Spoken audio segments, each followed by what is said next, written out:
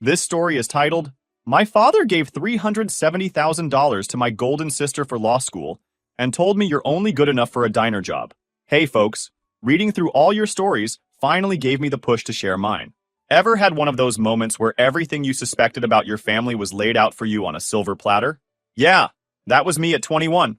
Let me give you the rundown. Growing up, I was the practical one. My parents used it like a badge of honor, but let's not kid ourselves. It was their way of saying I wasn't worth the effort. My older sister Chloe was their star child. Tennis lessons, ballet classes, private tutors, you name it. She got it. And I got the we trust you to figure it out, pep talks, and hand-me-downs.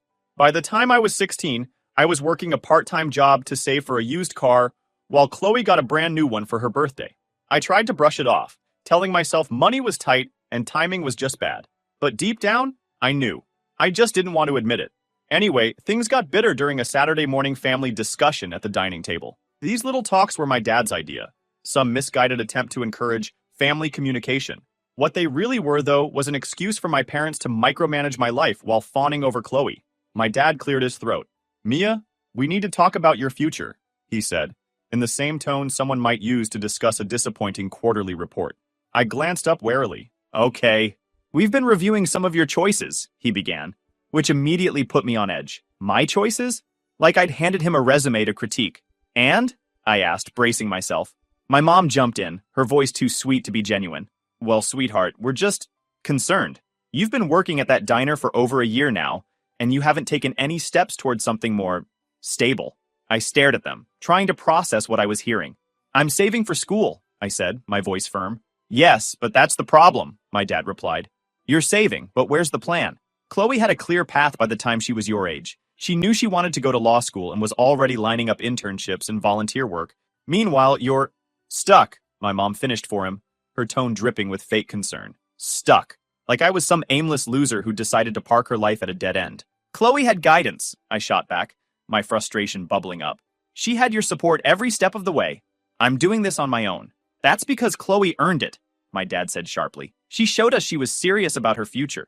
You've been coasting. Coasting, I repeated, my voice rising. I work 2 jobs and pay for everything myself while you've handed Chloe everything on a silver platter. That's enough, Mia, my dad said firmly. No, it's not enough, I snapped. You're acting like I'm lazy just because I'm not following Chloe's exact blueprint. Did it ever occur to you that I might have my own plans? And what are those plans? He shot back. Because all we see is someone who's comfortable scraping by. The words hit me like a slap. That's how they saw me. Not as someone working hard, but as someone who was just barely managing. Chloe, who had been silent up until now, finally chimed in. Maybe they're just trying to help, she said, being oh so reasonable. It's not like they're wrong. You could be doing more. I turned to her, disbelief written all over my face. Doing more? Like what, Chloe? Going to law school and letting mom and dad foot the bill? Not everyone gets that luxury. Don't be bitter, she said, her voice calm, like she was above it all. Are you kidding me? I said, laughing bitterly. You've never had to worry about anything in your life. You don't know the first thing about what I've had to do to get by. My mom put up her hands in that let's all calm down gesture that only made me angrier. Mia, we're just trying to guide you, she said softly. You've always been so independent. We trust you to figure things out. There it was again. Independent. Practical. Translation. We don't think you're worth the investment. Yeah, well, maybe I'm tired of figuring everything out on my own, I said, standing up abruptly. Mia, don't be dramatic, my dad said. I'm not being dramatic. I'm being honest, I shot back. Something you should try for once. Sit down, he said, taking on that authoritative edge he always used when he thought I was being difficult. I didn't sit down. Instead, I walked out of the dining room, my chest tight with a mix of anger and hurt I couldn't even put into words. As I climbed the stairs to my room, I heard my dad sigh loudly. She's always been so sensitive, he muttered, loud enough for me to hear. Why can't she just take a page out of Chloe's book? I stopped halfway up the stairs, gripping the banister so hard my knuckles turned white. Take a page out of Chloe's book? The perfect daughter. The one who got all the support, all the opportunities, all the praise, while I was left to fend for myself. It wasn't just unfair, it was cruel. That night, after hours of stewing in my room, I overheard the conversation that shattered the last piece of hope I had for them. I was walking past my dad's office when I heard my name. I froze, leaning closer to the door. We can't afford both, Lily, my dad was saying. Chloe's future has to come first. Mia will have to settle for a diner job. Robert, my mom said weakly, we promised both girls we'd help. Chloe has real potential, he replied. Mia's not going anywhere. She'll manage. I didn't need to hear anymore. I grabbed my keys and jacket, my heart pounding as I stormed out the door. Of course, I couldn't leave without running into Chloe, who was sitting in the living room, scrolling through her phone. Mia, where are you going? She asked, barely looking up. Out, I said shortly. Are you okay? She asked, finally looking at me with that same fake concern. Everything's fine, I snapped. Perfect, actually. Just like you. What's that supposed to mean? She asked, frowning. It means nothing. I was so effing angry. Just like my future, apparently. I slammed the door behind me, leaving her sitting there with her perfect little life, completely oblivious to what it felt like to be me. I made it halfway down the driveway when I heard my dad's voice booming behind me. Mia, get back here right now! I turned to see him standing on the porch, my mom about to cry and Chloe hovering awkwardly in the doorway. Why? I yelled back. So you can tell me to my face that I'm not worth it? That Chloe's the only one who deserves a future? You were eavesdropping? My dad asked, his voice sharp with that entitled edge he always had when he thought I was out of line. Damn right I was, I fired back. And I'm glad I did. Finally got some honesty around here. Mia, please, my mom said, stepping forward. We can discuss this calmly. Discuss what? I shouted. How you've spent my whole life treating Chloe like a queen while telling me to be happy with scraps? How am I supposed to work at a diner while she chases her dreams? Chloe tried to step in. That's not fair. Life isn't fair, Chloe, I interrupted. But you wouldn't know that, would you? Everything's been handed to you while I've had to fight for every scrap of attention. That's enough, my dad snapped. You're being childish and ungrateful. Ungrateful? I laughed bitterly. For what? For being ignored? For being told I'll never measure up? Or maybe I should be grateful for the diner job you've so generously planned for me. My mom was crying now. Chloe looked stunned, and my dad just glared at me like I was the problem. If that's how you feel, he said coldly, then maybe you should leave until you've calmed down. Don't worry, I said, stepping back. I'm done being the family disappointment, and I'm done playing by your rules. I got in my car, my hands shaking as I gripped the wheel. Through the windshield, I saw them standing there, the perfect little family, minus the daughter who finally walked away.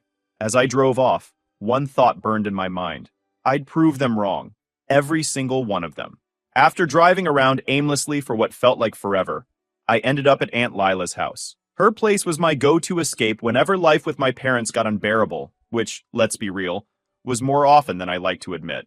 Lila lived in this old craftsman house that was comforting in a way my actual home never really was. She opened the door before I even knocked, like she somehow knew I was coming. Mia, she said, ushering me inside. What's going on? You look ready to burst. I didn't hold back. I spilled everything, and Lila actually listened without interrupting. When I finally finished, I sat there on her couch, drained and fuming all over again just from retelling it. They've always put Chloe first, I said, staring at my hands. But this is just another level. They didn't even think I deserved a chance. Lila sat quietly for a moment, then got up and walked over to a small desk in the corner of the room. She pulled open a drawer, took out an envelope, and handed it to me. Open it, she said simply. I did, and what I found inside nearly knocked the wind out of me. It was a bank statement showing an account in my name with a balance that made my eyes widen. I stared at the paper, trying to process what I was seeing. Is this mine? I asked, my voice barely above a whisper. Lila nodded. I've been saving for you since the day you were born. Every Christmas, every birthday, every little bit I could spare. Your parents knew about Chloe's fund, but I kept this one separate. I had a feeling you'd need it more someday. I didn't know what to say. It felt like the floor had shifted under me. For years, I'd been scrimping and saving, thinking I'd have to claw my way through life while Chloe got handed every opportunity. And here was Aunt Lila, quietly looking out for me the whole time. Why didn't you tell me sooner? I finally managed to ask. I wanted to see if your parents would do the right thing, she said. But it's clear now they won't. So, I'm stepping in. Tears pricked at my eyes, and I quickly wiped them away. I hated crying, especially in front of people, but this was overwhelming. What am I supposed to do with this? I asked, gesturing to the statement. Whatever you want, Lila said. Go to school, start a business, build the life you deserve. I sat there, staring at the numbers on the page, feeling a mix of gratitude and anger. Gratitude for Lila, who had clearly been my biggest ally all along. Anger at my parents, who'd written me off without a second thought. Before I could say anything else, there was a knock at the door. Lila sighed and got up to answer it. From the muffled voices, I knew who it was before they even stepped inside. My mom. Mia, she said, walking into the room. Please, come home. Your father didn't mean it like that. Oh, he meant it, I said, standing up. He made it pretty clear where I stand in this family. You're upset, she said, her voice trembling. We can talk this through as a family. We're not a family, I interrupted. We're Chloe's fan club, and I'm just the understudy who never gets to perform. Lila stepped in then, her presence suddenly commanding. Linda, sit down, she said to my mom. My mom hesitated, but Lila wasn't the kind of person you ignored. She perched on the edge of the couch. I don't want to get in the middle of this, my mom said weakly. You're already in the middle, Lila said. And it's time to face the consequences of your choices. She turned to me. Mia, the money is yours. No strings attached. Use it to build the life you've always wanted. My mom's face went pale. Lila, you can't just... I can. Lila cut her off. And I did. I've watched you favor Chloe over Mia for years, and I'm done sitting by and letting it happen. It was like watching a dam break. My mom started crying, muttering about how she and my dad only wanted the best for us. But I didn't care anymore. Thanks, Mom, I said sarcastically. But I think I've got this handled now. After she left, Lila sat back down next to me. You're stronger than you realize, she said. I nodded, clutching the envelope like a lifeline. I wasn't sure where this was all going to lead, but for the first time in my life, I felt like I actually had a shot at something better. Lila continued to support me over the next few years as I worked to rebuild my confidence and chart my own path. Unfortunately, she passed away not long after I turned 24. Her loss hit me hard. She'd been my rock in a family that always made me feel invisible, but in a way, her unwavering faith in me became my motivation. With the money she'd set aside, I enrolled in business school and threw myself into my studies. By this point, I was well into business school and crushing it. Top of my class, working on real projects, and honestly, thriving in a way I never thought I would. My parents? Barely a blip on my radar. They tried to check in occasionally, but I wasn't interested in hearing about how Chloe was doing in law school or whatever other perfect thing she had going on. However, life decided to get interesting. One day, I got a call from an unknown number. I ignored it. Then came a text. Mia, it's Chloe. I need to talk to you. Please. I hadn't spoken to Chloe in years, so I figured she was reaching out for a reason. I called her back, and her voice on the other end sounded nothing like the polished, confident Chloe I remembered. She sounded rattled. I messed up, she said, barely waiting for me to say hello. What kind of mess are we talking about? I asked, leaning back in my chair. She hesitated, then blurted it all out. Her boyfriend Jack had been arrested for securities fraud. He was running some Ponzi scheme that had bilked clients out of millions, and it was all over the news. The thing is, Chloe worked at Jack's firm. Wow, I said, not even bothering to hide the sarcasm. Guess the golden child's not so golden anymore. Mia, I'm serious, she said, her voice cracking. I think I'm in real trouble. The investigators, they're looking into me too. I sat up straighter. What do you mean, looking into you? Did you know what he was doing? No, she snapped, then paused. Not exactly. I mean, I found some discrepancies in the paperwork months ago, but Jack told me it was just aggressive investment strategies. He said it was normal in our line of work. You believed him? I wanted to, she admitted. He was so convincing, and I didn't want to ruin everything. I let that sink in for a moment. Chloe, who had always been the perfect, untouchable one, was now calling me, desperate for help. It felt surreal. So why are you telling me all this? I asked.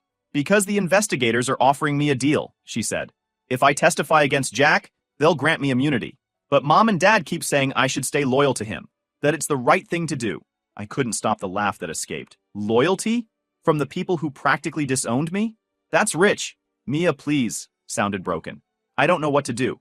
I need your advice. You've always been smarter about these things. I didn't know what shocked me more. The fact that she was admitting she needed help, or that she actually acknowledged I was smarter than her. Take the deal, I said without hesitation. Throw Jack under the bus and save yourself. You think he'd hesitate to do the same to you? There was a long silence on her end. Finally, she said, will you come with me to the prosecutor's office? I can't do this alone. I had a midterm to study for, but for some reason I said yes. Not for Chloe exactly, but because I wanted to see this mess through. The next day, we met at the prosecutor's office. Chloe looked like a wreck. Dark circles under her eyes, no makeup, and her usual polished look replaced by a basic sweater and jeans. I barely recognized her. The meeting was tense, to say the least. The prosecutors laid it all out for her. Jack's scheme, the evidence they had against him, and how she'd been implicated because of her position at the firm. But they also made it clear that they were willing to cut her a deal if she cooperated. Chloe signed the papers with shaky hands, officially agreeing to testify against Jack. I could tell it was killing her inside, not just because she was betraying someone she'd loved, but because this was the first time in her life she wasn't the golden child. She was just another screw-up. After the meeting, we grabbed coffee because, honestly, I needed a breather after all that tension. Thanks for being there, she said quietly, staring into her cup. Don't thank me yet, I replied. This is just the beginning. You've got a long road ahead. I know, she said, but I couldn't have done it without you. It was a strange moment. For the first time, I saw Chloe not as the perfect sister I'd grown up resenting, but as someone who had been just as manipulated and blindsided as I had. Of course, that didn't mean I was ready to forgive and forget, but it was a start. About a week after Chloe signed her deal with the prosecutors, I got a call from Aunt Lila's lawyer. Apparently, she'd been working on something big before she passed. He asked me to come to her house to go through some things she'd left behind. Chloe insisted on tagging along. Walking into Lila's house felt strange without her there. The lawyer, a no-nonsense guy, had us sit at the kitchen table. He placed a sealed envelope in front of us. Lila wanted you both to have this, he said, sliding it across the table. Chloe and I exchanged a glance. I opened the envelope, and inside was a USB drive and a handwritten note from Lila. To my girls, if you're reading this, you've discovered what I always suspected. Your parents' actions go far deeper than favoritism. The truth is on this drive. Use it wisely. With love, Lila. We plugged the drive into my laptop, and what we found was, well, let's just say it made Chloe's situation with Jack look like a parking ticket. The drive contained bank records, emails, and even recordings of conversations between my parents and various business partners. It painted a very clear picture. My dad had been running a scheme of his own through his firm for years. Embezzlement, shell companies, tax fraud, you name it, he dabbled in it. And guess who he used as part of his cover? Yep, me and Chloe. He had set up accounts in both our names to funnel money through. Chloe's involvement with Jack's firm wasn't a coincidence. It was part of his plan. And me? Well, he'd made sure my connection to the restaurant world looked squeaky clean, so he could launder funds through one of the diner chains I'd worked for. Are you freaking kidding me? I said, scrolling through the files. Chloe was pale, staring at the screen like it might explode. Then said, he knew about Jack's scheme. He knew, and he let me walk right into it. The lawyer cleared his throat. Lila believed your parents were manipulating both of you. That's why she gathered this evidence. She wanted you to have the tools to protect yourselves. Protect ourselves? I said, staring at the mountain of evidence in front of us. This isn't just about us. This could ruin everything they've built. And rightly so, the lawyer said. Chloe and I sat there in silence, the weight of what we'd uncovered pressing down on us like a storm cloud. Every piece of paper, every recording on that USB drive, it was all staring back at us, daring us to act. What do we do now? Chloe asked quietly, her voice barely above a whisper. I looked at her, then back at the evidence, my mind racing. For once, the power was in our hands. We don't know what exactly to do with this mess. It's suffocating. But I thought of sharing the story here to get some perspectives. I'll post an update if things get cleared out. Update 1. All right, folks. Here's the moment you've been waiting for. After sitting on that mountain of evidence for what felt like forever, Chloe and I finally made our decision.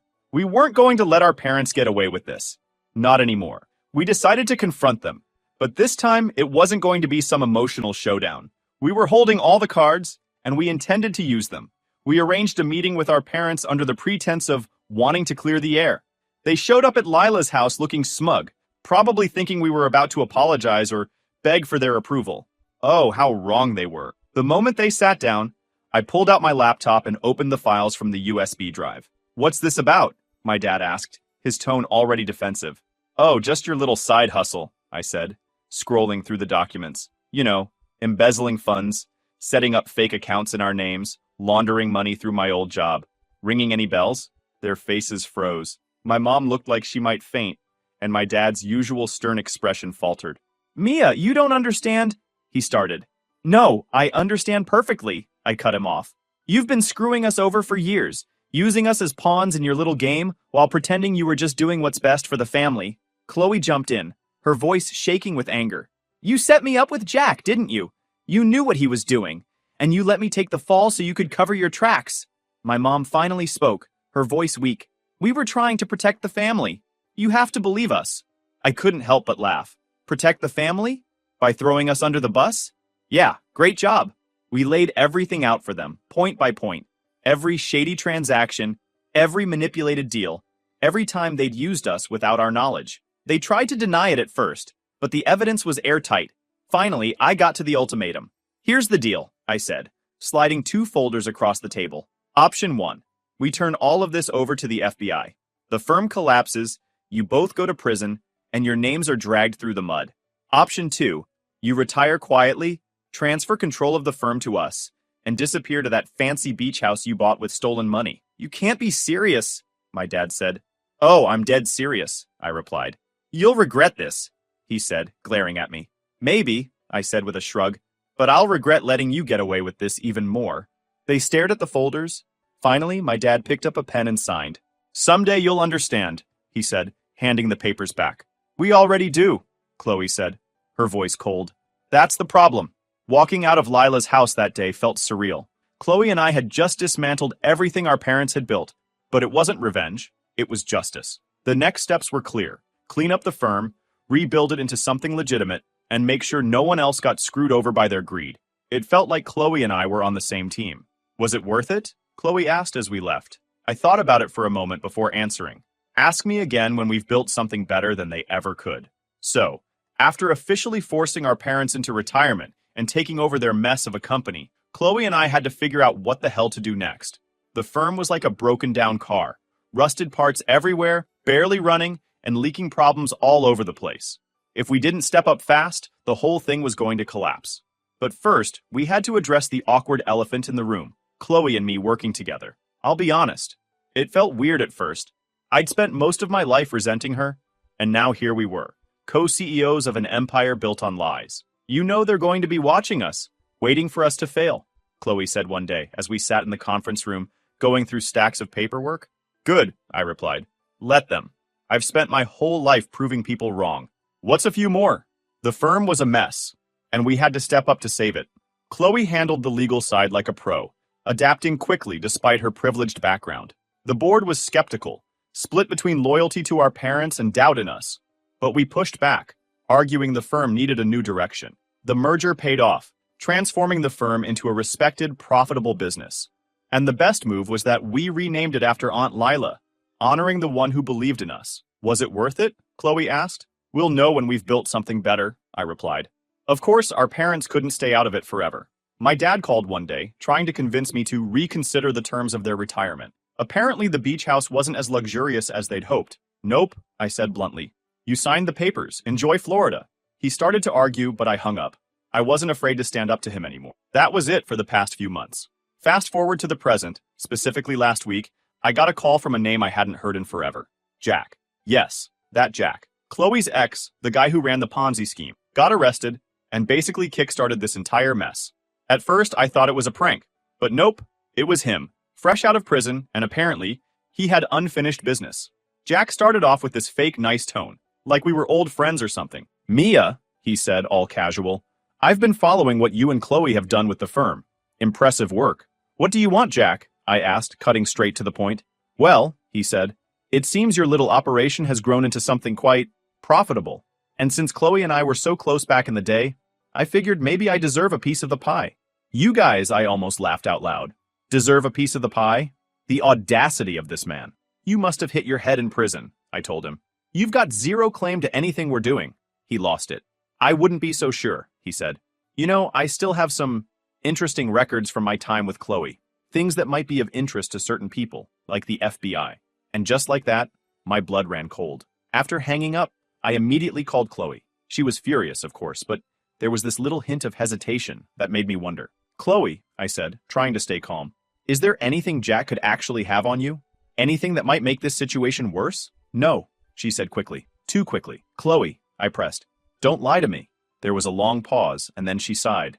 There might be a couple of things, she admitted. Apparently, back when Chloe was working at Jack's firm, she'd signed off on a few documents he'd slipped onto her desk. She swears she didn't know what they were at the time.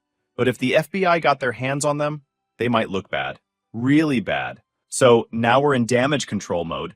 I've already reached out to that restaurateur and our legal team to figure out our options, but part of me is wondering if Jack is bluffing.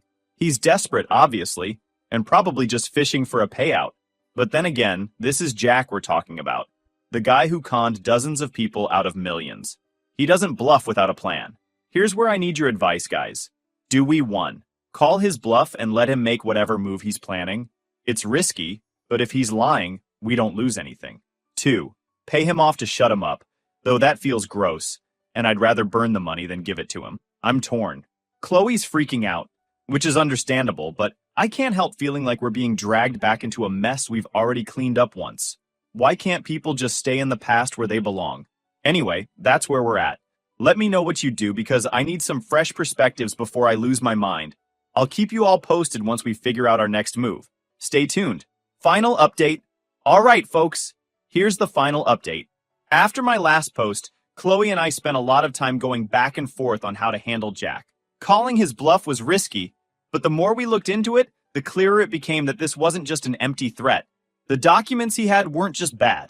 They were enough to raise serious questions about Chloe's involvement back when she worked at his firm. So, we decided to take control before Jack could pull the rug out from under us. Paying him off was off the table. We weren't about to reward his scheming. Instead, we did what he probably wasn't expecting. We went to the FBI ourselves. It wasn't an easy decision, but with our legal team's guidance, we handed over the documents Jack had sent us, along with the evidence we had that Chloe's involvement was unintentional. Chloe gave a statement, explaining how Jack had manipulated her, and how she'd unknowingly signed off on things he'd slipped onto her desk. It was nerve-wracking, to say the least, but here's the thing about dealing with someone like Jack. The truth has a way of shining a light on all the cracks in his story. A few days later, we got word that Jack had tried to approach the FBI himself. He claimed he had key evidence against Chloe and our firm, but his desperation worked against him. The investigators had already seen through his act, thanks to the context we provided. Jack is now under investigation for extortion, on top of his previous charges. As for Chloe, the FBI cleared her of any wrongdoing, acknowledging that she was another victim of Jack's manipulation.